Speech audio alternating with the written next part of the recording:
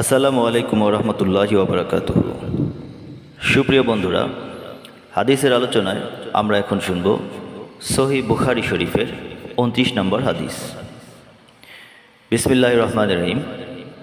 ইবনু আব্বাস রাদিয়াল্লাহু তাআলা আনহু হতে বর্ণিত, তিনি বলেন, নবী সাল্লাল্লাহু আলাইহি ওয়াসাল্লাম বলেছেন, আমাকে জাহান্নাম দেখানো হয়, আমি দেখি তার অধিবাসীদের বেশিরভাগই নারী জাতি, কারণ তারা কুফরি করে।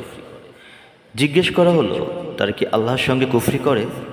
তিনি বললেন, তারা স্বামীর অবাধ্য হয় এবং অকৃতজ্ঞ হয়।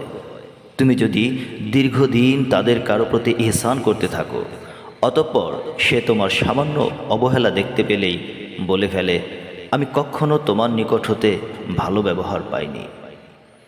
মহান আল্লাহ রাব্বুল আলামিন আমাদের সকলকে কোরআন ও হাদিস অনুযায়ী জীবন গঠন করার তৌফিক দান করুন।